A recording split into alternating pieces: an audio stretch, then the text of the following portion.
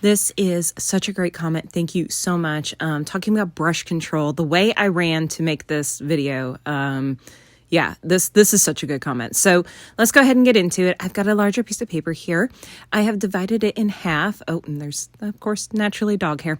I've divided it in half. The left side is going to be our wet on wet. Right side's going to be wet on dry. I've got ultramarine blue there. I've also got quinacridone gold. I am just wetting our wet on wet side, making sure that it's fully saturated. I am using a number 12 brush today. It's not one of the ones I normally use, but I want to make sure that you all can see what I'm doing. I've gotten it wet, and it's just gonna help kind of blend these colors together. I like starting with a little bit of a damp brush just to try and get those colors mixed together. Make a green or any other color you want to use. Here I'm only loading my brush about halfway. So you can see maybe a little bit more than halfway. And I'm going to just kind of scrape it on the edge of that paint container there. That's just a little porcelain dish. I'm going to test it out on my swatch paper there. And with just the very tip of my brush, I'm going to draw a line straight up. Now, this paper is super, super wet, which is going to cause the paint, mostly that quinacridone gold, to spread. And that's okay.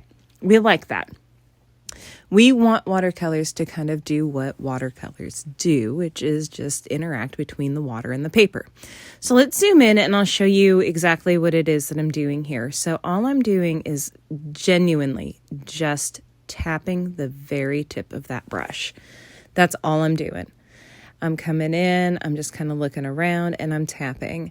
I will do more taps closer to the trunk because in these evergreen trees, the branches are going to be thicker, closer to the trunk, and spread out and thin out as they get further away from the trunk. And you'll see anytime I'm reloading my brush, I'm only loading it a little bit over halfway, tapping the edge, and just letting it go. So now we're going to come over to the other side of our paper here. And I'm going to just start with drawing trunks. This is wet on dry. So my brush is wet and the paper is dry. So all I'm doing is practicing drawing a trunk up. That's it. That's all I'm going to do. And even on this one, I'll zoom in a little just so you guys can see exactly what it is I'm doing here. I'm just using the very tip of that brush and I'm just pulling up to make a trunk. And I recommend just practicing this. This is obviously not going to turn into a landscape piece, but this is a practice sheet, and practicing is totally okay. And it's okay to use your good paper for it. And it's okay if you make your paper smaller to use it for practicing. All the good. So now with just the very tip of that brush, we are now just going to kind of pull out to the side. I'm going to start with a little bit heavier pressure closer to the trunk, and then bring my brush up as I get further away. And if I need to, I just add a couple little details here and there. So I'm going to zoom in on the type of stroke I'm using. So this is exaggerated, but it's kind of like making a wing. So I'm pushing down and then lightening up as I pull outward. And then, as I said, if you want to add detail because we want thinner, more defined boughs of the tree branches on the outside, just add them in. Just add them in. And I'm just using the very, very finest tip of that brush. And I recommend practicing that too. Just off to the side, make yourself some little tree branches here and there. So we're going to apply that knowledge and just start adding it to the side of our evergreen. And it's almost like a zigzag pattern. Your tree's going to get bigger down below. For me, I like to think of having a light source. So for this one, I'm going to have my light source off to the left. So that means my shadows are going to be more on the right. And this is all imaginary that I have in my head whenever I'm building out a painting. But it's almost like a zigzag pattern. The branches are going to get thicker, closer to the bottom. And we're going to go back to our wet on wet. Now, our paper has dried a little, and that's okay. That means our branches aren't going to spread as much. And all I'm doing is dropping in color, and then I'm lightly dragging it out with just the tip of that brush. So just dropping in color and lightly dragging it out, and I'm letting it spread. It's not going to spread or bloom as much, again, because it's a little bit drier now, and that's okay. We want a little bit of a mixture between the two when doing a foreground tree that's going to be a little bit more defined.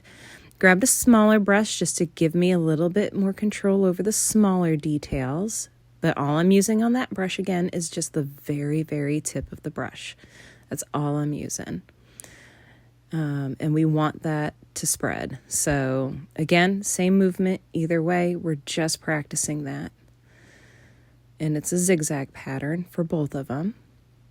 And with enough time and practice, you can do a wet on dry tree just like this, using a little bit of that zigzag pattern, the brush strokes that we mentioned. Now I'm going to show you an extreme version. Yeah, there it is, an extreme bloom. This is very, very wet paper, just freshly wet as you saw. But that's kind of what we're looking for in a little bit more controlled manner when we are making a wet on wet tree. We just want it to bloom and let the paper, because I use a cold press paper. This is 140 pound Arches cold press paper. So it's got some texture to it. So wet on wet's going to bloom a little bit. Now that this one has dried a little, I know we keep bouncing back and forth, but I really have so much I want to just cover with you all. Now that this has dried a little, I'm just throwing in those shadows. Again, our light sources to the up and left, so our shadows are going to be lower right.